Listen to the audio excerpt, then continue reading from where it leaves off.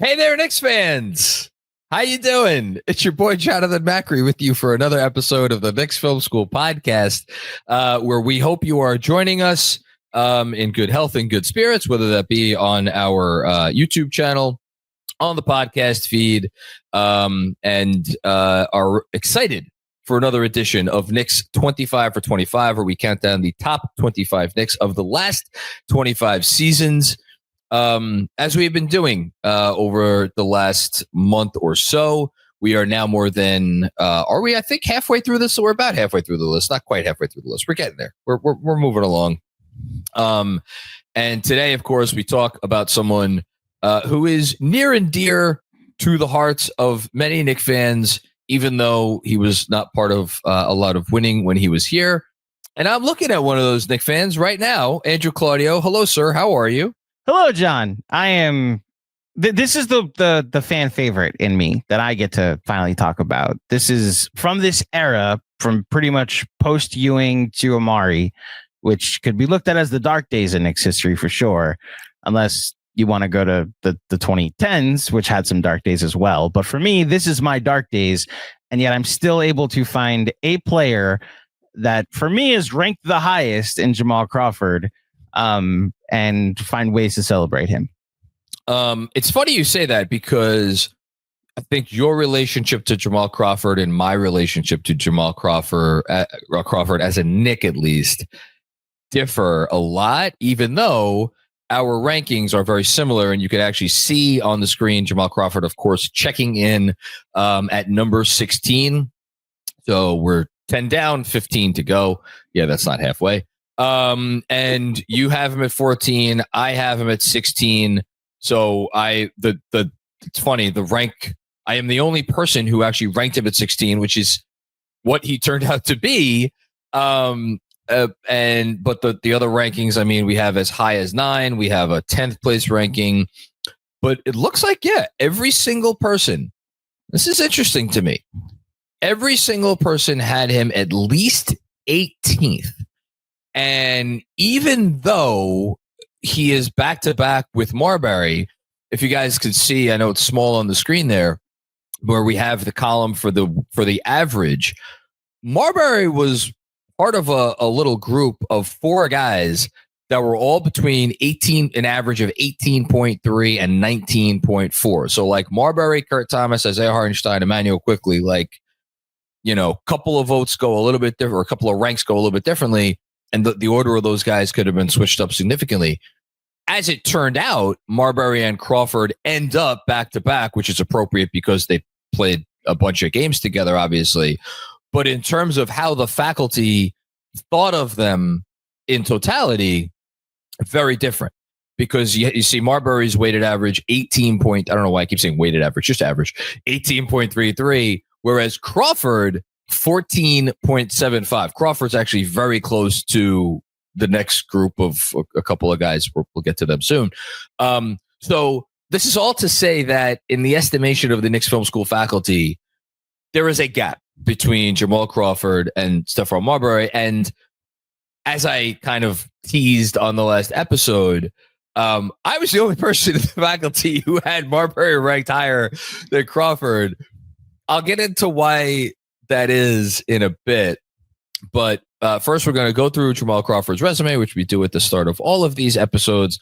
And then I'm going to give you, Andrew Claudio, not a trivia question, but a question that's going to springboard us into our conversation. So Jamal Crawford, he attended Michigan.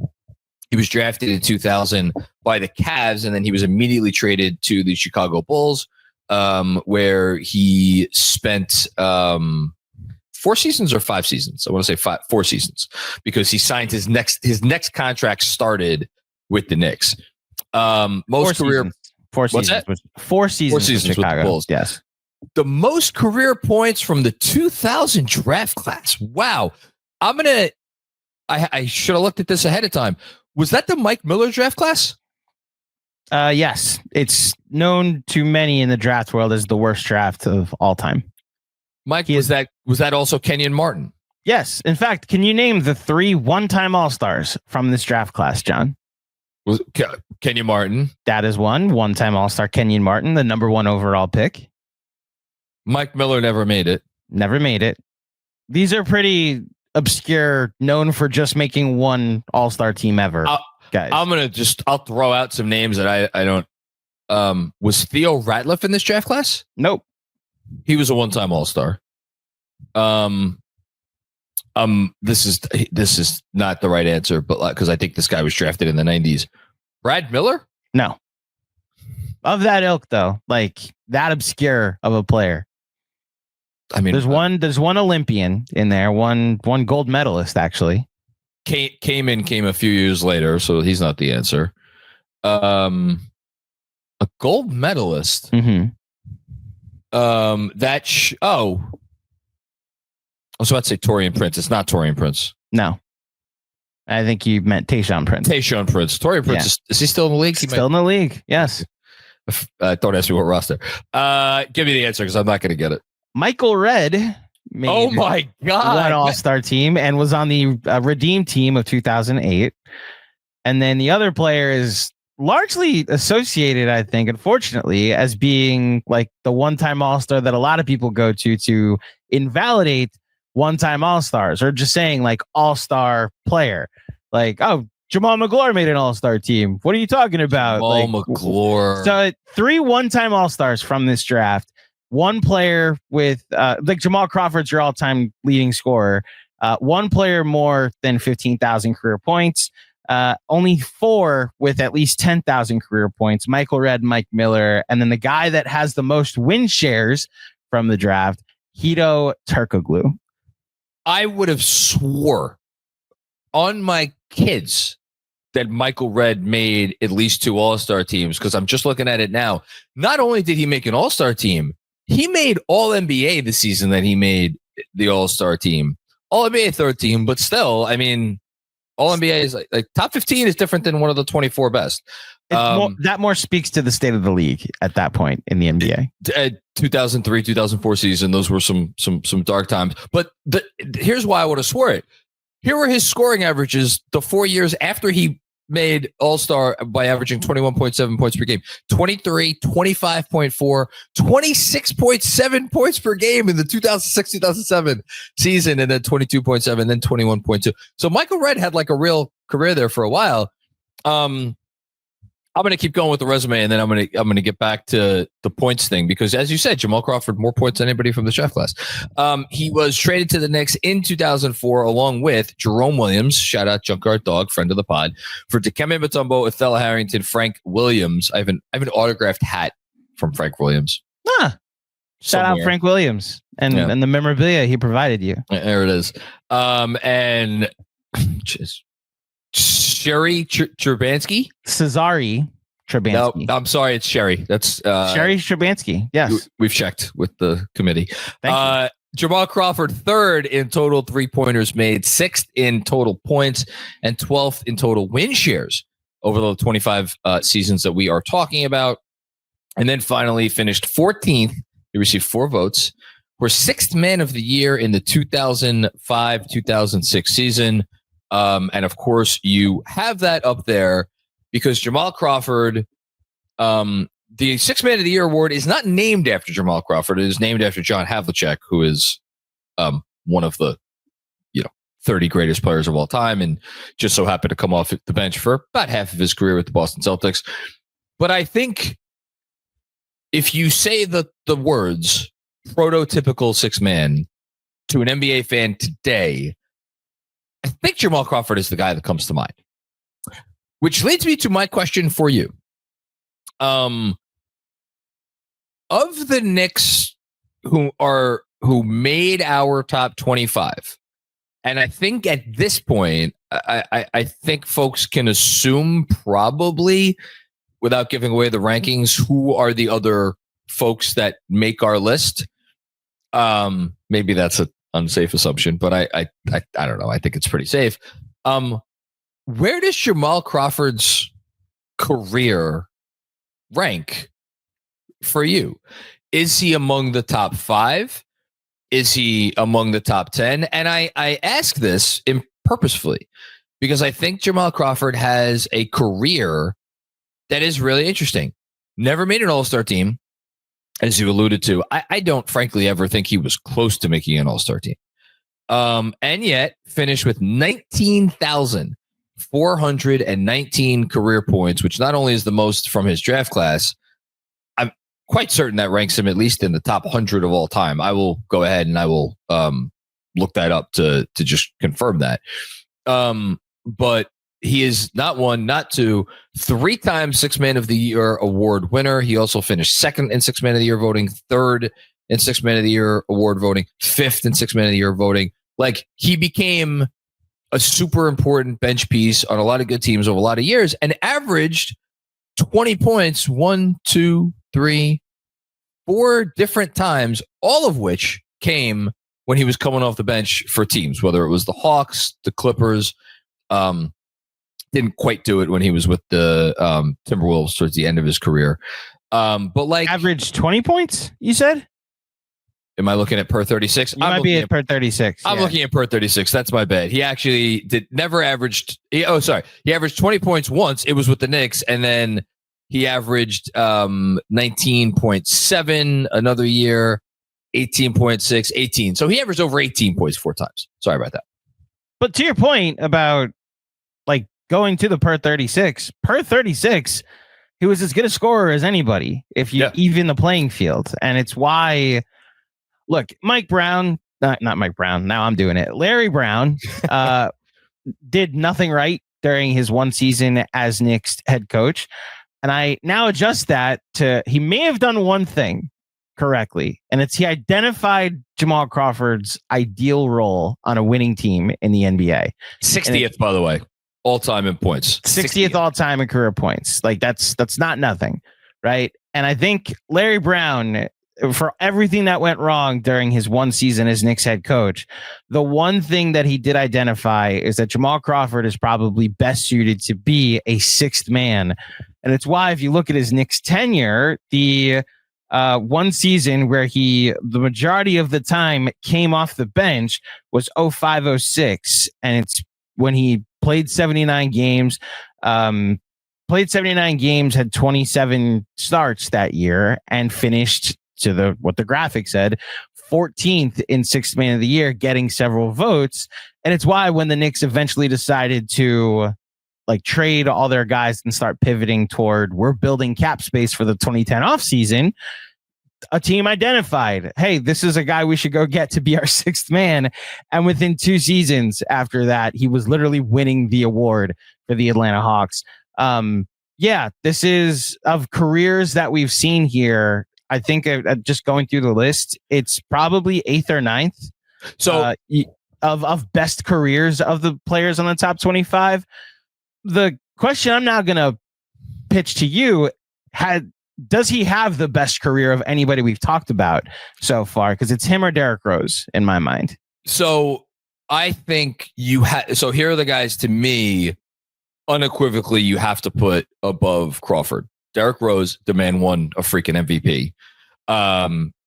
Spoiler alert for some guys that are going to show up on this list. Jalen Brunson, he's behind Brunson. He's behind Carmelo Anthony. He's behind Karl-Anthony Towns. That's I just don't think there's an argument about that. He's behind Amari Stoudemire. Again, 5-time All-NBA player, Amari Stoudemire. That's 5 names. He's behind Randall. Yes. I don't know if we should say more about who else is on the list. I'm not. So, like I said, Randall, obviously. Yes. So that's 6. I won't say anybody else who's on the list. I think there are, I'm looking at it right now, 4 or so other guys, maybe 5, who have an argument, are in the next group, and Crawford is part of that group, along with Marbury, frankly. And I think who had the better NBA career, Stephon Marbury. Who had the better basketball career, Stephon Marbury, because played a decade in China, is the most important person to ever play over there. Better NBA career, I think that's a more interesting question. Jamal Crawford never made an All-Star team. Marbury made 2. How much weight should that have? Crawford, much bigger part of the NBA playoffs over the course of his career. And I think that's where it gets interesting, because when you combine the 19,000 career points with the fact that he was, I just had his page up now. I'll go back to it.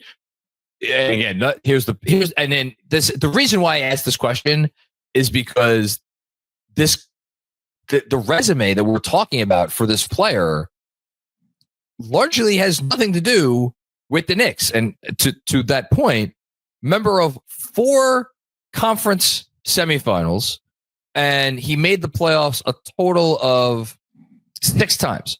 So 8 times, excuse me. 2 times in the East, 6 times in the West. Yeah. So again, man's been to the playoffs 8 times. All of those times, or 8 series, all of those times happened after he left the Knicks. Yeah. And I don't know, for me, I guess it's like, it was easier for me to talk about Marbury because like Marbury never went anywhere and achieved like these loftier, as we went through extensively on the Marbury episode. Crawford had this whole career after he left the Knicks in which it's like, oh, as you said, Larry Brown, he found gold and everybody else took that blueprint. But here, he was, in my eyes, and again, I'm literally the only person in Knicks Film School who thinks this, he was playing second fiddle to Marbury. And Marbury was the guy and Crawford was the other guy. And I guess I didn't have the relationship to him that you had. And there's no reason for that. I just didn't. And so why did you have the special relationship you had to Crawford? Well, again, I mentioned on the end of the Marbury pod or at some point during the Marbury pod, that my relationship to Jamal Crawford is very personal in the sense of when I was old enough to start driving to basketball games, taking the train to basketball games, going with my friends to spend my own money to go to Knicks games.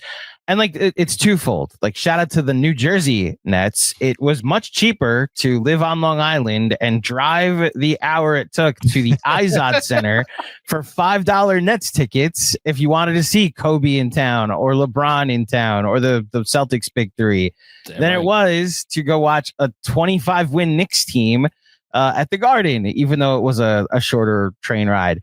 But when I did start going to Knicks games, going and looking for memorabilia when you're like a 16, 17, 18-year-old kid and you're just sitting out with your physical ticket stub and there's one player that stops every time for you. And it happened to be the guy that, even though the Knicks lost by double digits, he got buckets that night. And it was Jamal Crawford. And it's why that personal relationship, I think when I look at this era of a lot of dark days, I don't know how many Knicks fans blame him for those days being dark. And the few moments throughout it's like Kurt Thomas, you respected his effort and his hustle, but like he wasn't good enough to be a difference maker to have turned the team around like that. With Marbury, to what we talked about, he was a guy that was brought here who helped in the turnaround. Yeah. And he ended up, especially with the way things ended and that it's somewhat tied to Jamal Crawford, like he's part of why it didn't turn around. And with Jamal Crawford, like, I don't blame him for anything that went wrong during his Knicks tenure. If anything, I even more so blame the Knicks for why you couldn't see that you had, and it's not even hyperbole to say this, one of the greatest sixth men ever on your team throughout the time that he was here, and he had to go someplace else to have that fully realized. So we'll get to regrets in the future in this podcast at some point, but I have no animosity toward Jamal Crawford for why he never made the playoffs with the Knicks. It just speaks more to how the Knicks and their self-evaluation and self-scouting and just overall incompetence during this era was at an all-time high. And it took, a couple swings that some went over the fence, some didn't in the early 2010s. And then eventually the divine intervention known as Jalen Brunson, Tom Thibodeau, and Leon Rose to eventually turn this franchise around. But that is nothing against Jamal Crawford for his Knicks tenure for sure. So 2 things. One, I misspoke before. He did make the playoffs 8 times after he left the Knicks. And by the way, again, I don't know that we would even been able to do this research. How many NBA players in history made their first playoff series after the age of 30 and went on to appear in the playoffs 8 times, and not as like What? You have your finger up. Kevin, whatever John is about to ask, go answer it. Stop bothering me about how Brett Beatty used to be bad and is now good. Like, go answer it. Go do the research. Kevin, this is you. And Kevin Danishevsky, to be clear. And not as not Kev Words. Kevin. Yeah. Kev Words, go enjoy your summer. Kevin Danishevsky, you have no life. Do this. And not as an end of the bench guy. Like, he was a significant rotation player on all of those teams. And which again speaks to like your point just now. How could the Knicks not figure it out to get more use out of this guy? But then that leads me to the second thing, and this is more complicated because Jamal Crawford, and you see it on the broadcast, or the broadcast when he occasionally broadcasts Knicks games. I'm sure he is going. I'm not sure, but like I would bet that his star as a broadcaster is going to ascend fast starting next season when he starts doing some national games, because he's not only very good and insightful, but he's likable. And this gets to me. And that's why I asked you, what was it about Crawford that made you want to stand there and wait for his autograph? And I just wonder how much of it was the fact that like he was very clearly a nice guy, super talented basketball player. Goes without saying, he wouldn't have been this high on this list if he wasn't, but he was just a great guy. And it was just, I think people looked at him and saw the bigger picture and like, this guy isn't the reason why this team sucks and can't get out of its own way and is the most dysfunctional organization in sports. Whereas, and I don't want to turn this into another Marbury episode because we just did one, but like, I think Marbury came with more baggage, and like there was some of the perception that like, hey, you're the guy that you're the number one, you know, why can't we get out of our own way? And he got more of the blame. And I guess the question I'm wondering is like, how much of that had to do with their respective games? Like, was Jamal Crawford any less responsible for, or I shouldn't say responsible because no one was responsible. You know who was responsible? James Dolan and Isaiah Thomas and those people and whoever to a lesser extent, all the coaches. But like, was there something that like Marbury wasn't doing any less than Crawford wasn't doing? I guess I don't know if that makes any sense, but you get what I'm getting at here. I do. Yeah. Stephon Marbury was a better player than Jamal Crawford. Again, the weight of expectations, unfortunately, you know, you weigh the failures of the best player on the team more heavily on them than you do the second or third or fourth best player on the team. There's a reason the Hall of Fame for Major League Baseball has a character clause or a character consideration, John. And maybe that's part of why. And I did think about this when I was doing my list. Like, I have him ranked 14th, and it's the highest I have of anybody from this era. I don't hold this era in very high regard. Like, I have him ahead of a guy that made an all-star team from this era. I have him ahead of Marbury. I have him ahead of Kurt Thomas, as we talked about. Like, I don't want to go remember this era for pretty much any reason. And it's why I think for a lot of people my age, if you survived this and still remained a Knicks fan, you really are committed to being a Knicks fan. Yeah. It's just one of the few things I enjoyed from this era was like a Jamal Crawford 50-point performance, a Jamal Crawford buzzer beater, Jay Crossover doing his crossover. And we talked about this, I think, with with Nate Robinson. Like, there are a lot of Knicks from this era that we knew one day they're going to go to a good team and you're going to see them contribute to like winning. Yeah. And you're going to wonder why the Knicks couldn't make it work. And it's why when you asked me about who had the best career and evaluating careers from our top 25, like, what's more valuable, being an all-star or averaging a ton of points on a team that barely made the playoffs, or being one of the all-time best at a certain role in the NBA? And Jamal Crawford is one of the greatest bench players in NBA history, for whatever that matters. Like, however you want to evaluate that, fine. But 3 times he won the award for sixth man, and like 6 times finished top 5. Yeah, you know, if only the Knicks could have realized that. Well, to your point about only if only the Knicks could have realized that, he was here for 299 games. He started 221 of those games. So, about 70% or whereabouts. Quick break to tell you about America's first ever USDA organic THC gummy. You know the words. Shout out to Cornbread. Yes, Cornbread, the source of your healthy happy hour. It's a natural and healthier way to experience a carefree moment. Cornbread's THC gummies offer a balanced sense of happiness and relaxation. Well, how do they achieve that balance? My favorite thing about Cornbread is it's just the right amount for me as someone who is not a regular user of these sorts of products, but still wants to get that relaxation without feeling anxious or paranoid like some other cannabis edibles, which is why Cornbread's 1-to-1 THC to CBD ratio is perfect for me. They have 10 milligrams of THC per gummy, which is just the right dose, and it gives me everything I need without any of the stuff that I don't want. If you are looking for a healthier way to enjoy a carefree moment, you have to give Cornbread Hemp a try. They have created the first ever USDA organic THC gummy that is 100% legal. As a special offer to Knicks Film School listeners, you can get 30% off your first order. Just visit cornbreadhemp.com/KFS and use promo code KFS at checkout. Again, that's cornbreadhemp.com/KFS and use code KFS for 30% off your first order. Cheers to a healthier happy hour.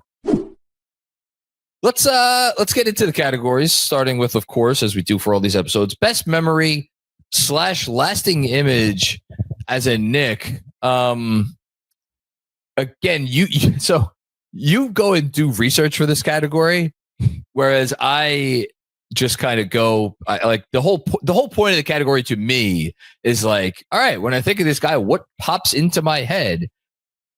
And the God's honest truth is there is no play or game or moment on a basketball court that pops into my head for Jamal Crawford, which is, again, part of why I think I just don't have the same relationship to him that a lot of other Knicks fans do.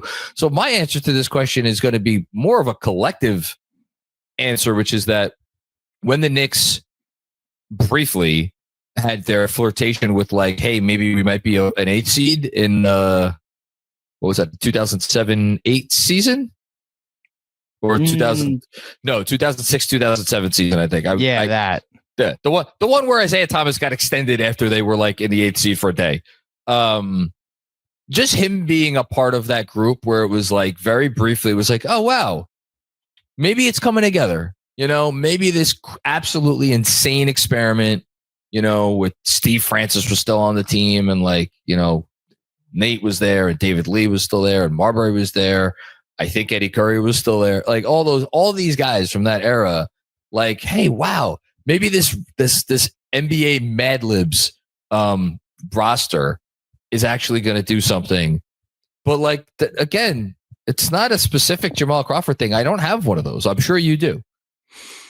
Well, so again, I don't like to remember this era that fondly. So it's ironic that his game winner against Carmelo Anthony and the Denver Nuggets in 2006 is held in such high regard, where the play that they won the game on, they're tied 106 all. I believe the score was 106 all with less than 15 seconds left.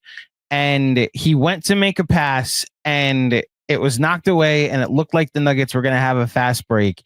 He then steals the outlet pass from whoever passed it on the Nuggets, and then hits this rainbow 3-pointer to put the Knicks up 109-106 with a couple seconds left. That's a microcosm of how chaotic his Knicks tenure was, that you were potentially about to turn the ball over or get a great steal or hit a rainbow 3 or potentially lose a road game that you're winning by a bunch. His only 50-point game is against the Miami Heat. The other game that I went to. Yeah. And during a season that they were like that put them in the conversation for a playoff spot with the Miami Heat. My lasting image, though, is whenever it's the image of his crossover. And that it's one of the more beautiful things in sports when your ability to dribble the ball is able to give you the space when just a person is in front of you and they don't know which way you're going, when you fool them which direction you're going just by dribbling, just by with your movement. It's why Kyrie Irving's game is so beautiful to watch. Jamal Crawford had that. So just the literal Jamal Crawford crossover is my lasting image of him. It's funny. As soon as I gave my answer, I'm like, maybe I should have said the 50-point game. I can't sit here. This is what happens when you get older. I can't sit here today and swear that I watched that 52-point game. I vaguely recall it, but I don't. But if you had asked me before, like I remember he scored 50. I didn't remember who he was against, and until I just looked at it, I didn't remember that they beat the snot out of the Heat that night by 20 points.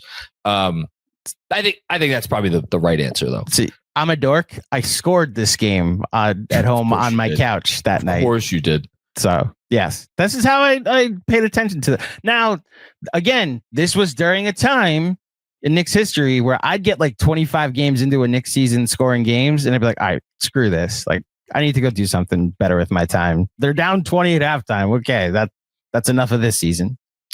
One of 3 50-point games in his career, because he had one in Chicago. I believe so. Yeah.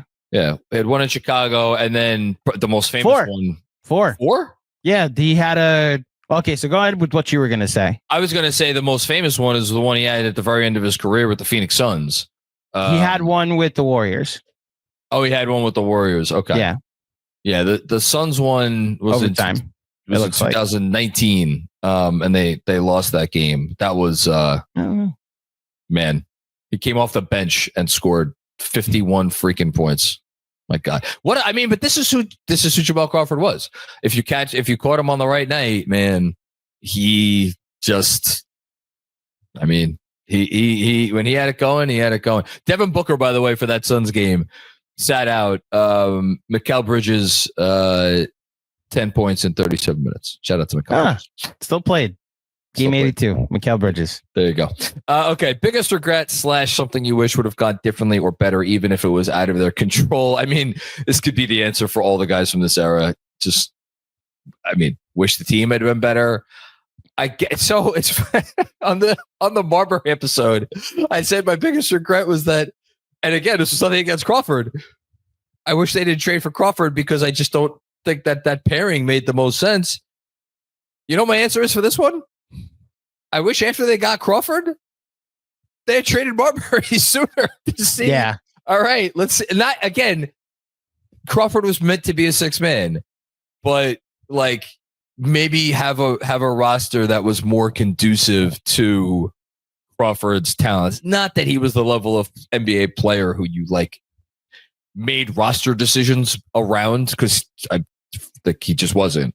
But just like, I just wish there was a version of the team that made more sense. And let me just say this briefly.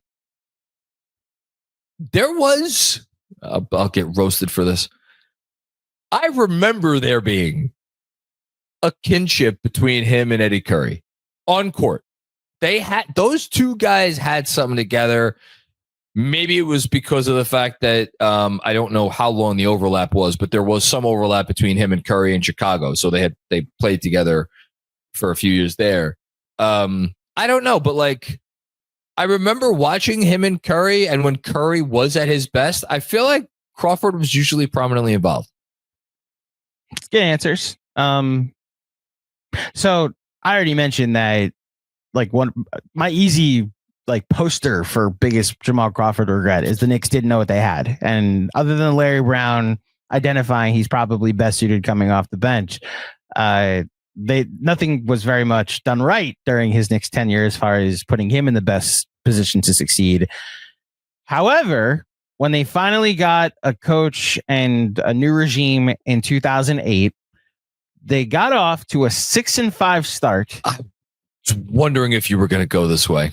And Zach Randolph was starting at center, and they finally gave up on the Zach Randolph Eddie Curry experiment. I know Eddie Curry had some stuff going on too, so that's why Curry played 4 games that season. Didn't factor into that first year. That was also, to your point from the last episode, they had decided Stephon Marbury was not part of the rotation. Chris Duhon won a training camp battle for the starting point guard spot. Nate Robinson to start the year was coming off the bench as the backup point guard. And they were 6-5. They, at the time of their 11th game, they were after 10 games they were 6-4, and then they lost their 11th game. But after 11 games, they were 4th in effective field goal percentage, 12th in offense, and D'Antoni was starting to maximize some people offensively that never really had the chance to be done so in the years prior. And the Knicks then promptly, in one day, traded both Jamal Crawford and Zach Randolph. And I'll never forget it. My buddies and I, we drove down to Virginia to pick up a friend. It was like a fun, road trip. He was at college and didn't have a ride home for Thanksgiving. And rather than fly home, we said, all right, we'll take a road trip. We'll make like a weekend out of it. Like the boys will come get you and we'll drive down to you. And then we'll drive back up to New York. And so we drove overnight, Thursday night into Friday morning to pick him up. And that Friday morning, we started getting texts after we had driven through the night and we're dead tired. Oh my gosh, they just traded Zach Randolph. And it's like, all right, we knew they were going to make changes. Didn't think it'd be 11 games into the season. And then the dagger to some of us came that they had also traded Jamal Crawford as part of this this day of transition for the franchise. My biggest regret, I'll just say, is, and it's not even that crazy a regret because I think they actually had a plan and I can respect it. But like Zach Randolph got his number retired last year. We just mentioned Jamal Crawford was one of the greatest sixth men ever. Like they had a young Gallinari, a young Wilson Chandler, a young Nate Robinson, and a young future All-Star and NBA champion David Lee as part of the mix. Yeah. What if they didn't hit the nuke button on that? Could they have been a sneaky 6 or 7 seed over the next 2 seasons? That year, the Detroit Pistons were the 8th seed with 39 wins. The Knicks missed that by 7 games, and they hit the nuke button on the season because they decided we're prioritizing the 2010 offseason for the next 2 years. My regret is just like, what if they had let it play out? Would they have been in more of a position that just one player would have been there to help them succeed, like Amari Stoudemire in 2010? Or was it worth it taking the swing they did to try and go after LeBron James 2 years later? So, yeah, you got to it towards the end. My recollection was very different because from the moment that they hired Donnie Walsh and from Donnie Walsh's first press conference, which I remember listening to, I was in a con law class at the time. And I knew he was giving the press conference. So I was listening. I had like an earpiece in or something or a headphone or whatever it was. And it was like, oh, he's going to tear it down to the studs and he's going to go after a free agent haul in 2010. And I immediately, and this is the part you didn't mention, but it needs to be said. My immediate reaction was, oh, they're never going to unload Crawford and Randolph's contracts. No one is going to trade for these guys. And it wasn't because they were bad players, to your point. But by that point, but by the summer of 2008, 2 years before the summer of LeBron and Wade and Bosh and Stoudemire, everybody was already gearing up. Everybody already knew that was going to determine the next 5-10 years, whatever, of NBA basketball. So I was like, no one's going to take on that money, not without us giving up more draft picks or whatever. So the day that they traded Crawford and Randolph, I remember thinking to myself, holy shit, he did it, meaning Donnie Walsh. And yet, one's greatest regret could be, on one hand, you had one version of it. My version of it is a little bit different, whereas what if Donnie Walsh waited? What if Donnie Walsh waited maybe later into that season, maybe waited into the 2009, 2010 season, allowed D'Antoni to further build up the value of Jamal Crawford and Zach Randolph to the point where instead of salary dumping Jamal Crawford for Al Harrington, which is what that trade was, Al Harrington, spoiler alert, not making our list, had scored a lot of points here, but like they got him because his contract was expiring. Zach Randolph, I forget who they even got for Zach Randolph, but again, it was it was expiring contracts. It was people that were going to expire before the summer of 2010. What if he had further built up their value and trusted that he was going to be able to make a deal closer to the summer of 2010? Ultimately, he's like, I get these guys off my books now. I'm getting these guys off my books now. And again, I certainly didn't blame him at the time. I was throwing a freaking party. And yet, as I offer that alternate universe, Andrew, they finished 3 games better. You mentioned start at 6-5, right? Well, they finished 3 games better than the Warriors that year. Warriors won 29 games, the Knicks won 32. And if those two numbers were inverted. So you're saying if they had done it before the season, then maybe they finished 1 draft spot higher. Look, I don't blame the Knicks for not tanking enough that year for not drafting Steph Curry. I blame 2 people. Whoever was in charge of the Timberwolves for taking 2 guards and none of them being Steph Curry right before Steph Curry. And I blame Donnie Walsh for you were very vocal after the draft that, oh yeah, we wanted Steph Curry. So go trade for him. Oh. How about this? To your point, build up Jamal Crawford's trade value. Give Golden State, give us your draft pick, like the right to swap this year. We'll be so bad it won't matter, right? No, give us the right to swap. Well, and then they could have swapped. Swaps weren't really done. They weren't. They didn't become that common. But hey, be an innovator, Donnie Walsh. Yeah. If you so badly wanted Steph Curry, you could have had him because you would have had the right to swap, and then you would have had that pick in that draft. Yeah, alas, whatever. Okay, this is depressing me. Let's move on. We should just change the name of this category, which is what role would they have on the current team, to how him or Jordan Clarkson, yes or no? Because it feels like every single person we turn to, it's like, oh, they're getting the Jordan Clarkson role. This is the most obvious. They're getting the Jordan Clarkson role, and I don't think this is controversial at all. Peak Jamal Crawford was better than the version of Jordan Clarkson that's on the team now, so I just think he would get his minutes.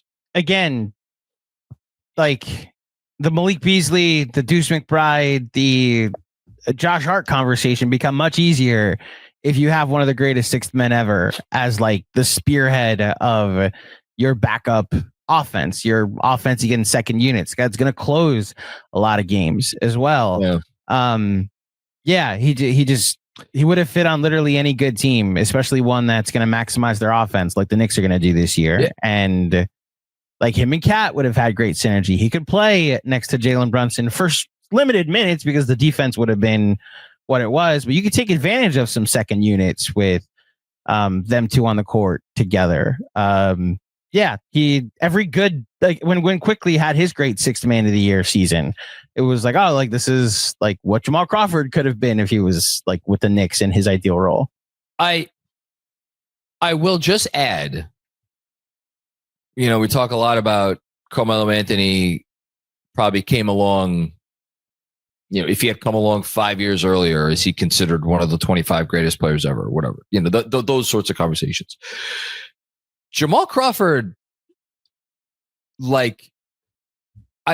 if he had come, maybe not 5 years later, but 10 years later, my point is his archetype is, again, Jordan Clarkson, a guy who's essentially was making the mid-level, was waived. Colin Sexton was traded for a bag of basketballs. These players don't have value in the league anymore. And you could say, yeah, sure, peak Jamal Crawford was better than Jordan Clarkson is now, even arguably better than Colin Sexton is right now. But like Crawford was able to like carve out that niche, that second half of his career when that archetype of player was still had an unquestioned role in the NBA. You're a guy who's not great at defense, maybe not the best passer in the world, but like you can pass. But what you could do is you can make shots, maybe not the most efficiently, but you can make shots. Great. Come here, be our sixth man. That's not an automatic anymore.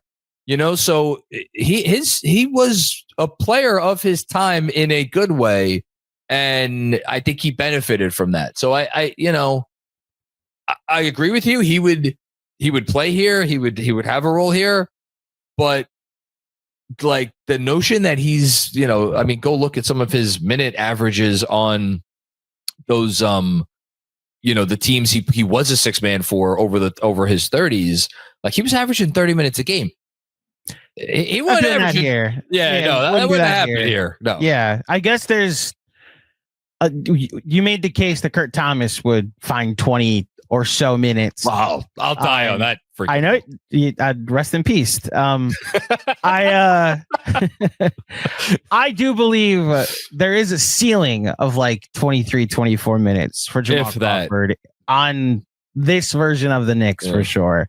Which, look, what's the Fanatic Sportsbook over under for most minutes Jordan Clarkson plays in a game this year? Maybe this is a Claudio Casino bet. Maybe like Jordan Clarkson in any game this year. Oh, I probably set it at like 29.5. So he'll play over 30 in one game. Oh, true, because he'll get a start if Brunson sits. Even if he doesn't get a start, they'll go deuce in that game. If Brunson sits and Mike Brown gives Tyler Kolek the start, which is at this. Based on everything we've heard so far and like the hiring process and what they're prioritizing and the whole thing, if you ask me today if Brunson sits, who gets a start, there's a big. I might say Tyler Kolek so that everything else stays in place. But in that game, even if Tyler Kolek gets a start, I would still say, all right, maybe Jordan Clarkson plays 30 minutes. So then maybe the better is how many times he plays more than 25 minutes in a game. And I think that's a better question. Yeah, that's, I think, the Jamal Crawford conversation. Would it very clearly be... Because the other part about that we don't need to spend too much time on is that the three-point ball being so much more prominent in today's NBA, where like 40% three-point shooters are gold when you can get them. And back then, during his time and his ascension as a great sixth man, if you were a 35% three-point shooter, you were looked at as like... Which is what, almost to the dot, he retired 34.8. Used that number on purpose. So that's why, like, there was a couple years he had a 30% from three coming off the bench, but then there were a couple years he was 38% from three coming off the bench, and his shooting kind of fluctuated. And I do think, similar to Kurt Thomas, he would have had to develop more of a three-point shot or consistent one in today's NBA. But 22 minutes of one of the greatest sixth men coming off your bench, they'd be even more of a title contender this year for sure. I mean, I was about to say, to show how much this sport has changed. I love how this has turned into a Jordan Clarkson conversation. Jordan Clarkson only 4 years ago won the NBA Sixth Man of the Year award while shooting 34.7% from three, albeit on significant volume. He put up nearly 9 threes a game. Crawford, the last time he won it, he shot 34% from three, and maybe this is the biggest difference, on only 4.4 attempts per game. So it's not that you still can't. I mean, even a lot has changed in the last 4 years. You could, if you're a high volume 3-point shooter in today's game and you shoot 36%, 36 and change, but on like high degree of difficulty, and again, the volume is there, you could still make that work. But the days of like 34%, like those are the kind of going by the wayside. Anyway, lasting legacy with the Knicks and with Knicks fans. A likable guy, and I mean that off the court and on the court. You liked watching him play on a team that you didn't like watching play most of the time, that's Jamal Crawford and the crossover, like you said, and the crossover. I almost think there's a merch idea to have a shirt that says, I survived the 2000 Knicks and here I am today. Because that applies to all Knicks fans. The 2000 Knicks? The 2000s. The 2000s. Yes. Knicks. I survived that decade and here I am today, like enjoying what the 2025, 26 Knicks are going to potentially be. He's a poster child for that, or one of the poster childs for that we look back on him fondly because he survived the 2000s Knicks, went on to prosperity in another place, and now is a welcome sight anytime he's at Knicks games, especially when he's now part of the broadcast for Knicks games. one of the higher approval ratings for guys that played during that era and now still get to be around the team. I danced around this earlier, and I don't know why I didn't hit the nail on the head until now that we're done with the episode. But I think there's another reason why Marbury is perceived one way and why Crawford's perceived a different way. Marbury, along with Eddie Curry, had no NBA life after, essentially, NBA life after they left the Knicks. Jamal Crawford is among a group of, I don't know, 10 players, 8 players, 12 players who were on those shit teams and went on to, like, friend of the pod, Channing Frye, right? He wasn't here for long, but NBA champion, Channing Frye. Multi-time 6 Man of the Year award winner, Jamal Crawford, has his number retired or going to have his number retired by the Memphis Grizzlies, Zach Randolph, to say nothing of David Lee, what he did in the playoffs for Golden State, and all NBA David Lee. Nate Robinson, what he did in the playoffs. And I'm sure there's other guys that I'm forgetting. But, like, there were a lot of those guys here over that time period. And then a few guys, though, never did anything after they left. So that probably, I think, colors the conversation as well. To the point about Marbury, again, how it ended also has a lot to do with how his lasting legacy is for Steph. Like, I mentioned that November 21st, 2008 day where the Knicks traded Jamal Crawford and Zach Randolph. One thing I didn't mention on the last pod is that night the Knicks played a game against the Milwaukee Bucks, and they had 7 available guys, and D'Antoni went to Marbury and said, there's 35 minutes for you if you want back into this rotation. And Marbury told him to go fuck himself. And within a month was banned from all Knicks games and practices and was no longer allowed to be around the team until he was eventually bought out after the trade deadline. Like, it ended pretty badly too with Marbury, where again, to the point of a lot of the players on this list, except all the players on this list, except for Isaiah Hartenstein, were either traded or retired, or cut by the Knicks, or are still members of the Knicks. Jamal Crawford is one of the Knicks that he didn't choose to leave. He loved his time here. Then he went to a different place and realized his NBA role. And I wish he had found that success in New York, but I'm glad he found success in the NBA and in a team that was ready to be more competent, for sure. Because you brought it up. Okay. That night, final score, Bucks 104. 87? What? 87?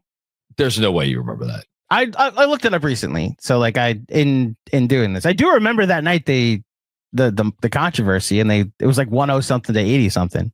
So I'll go to the Bucks. My God. 12 players saw the floor for the Bucks that night, including Austin Crozier. Remember him? Charlie Villanueva, Tyrone Lue. I forgot he was on the Bucks. Ramon Sessions, Joe Alexander. Remember, I think he was drafted pretty highly.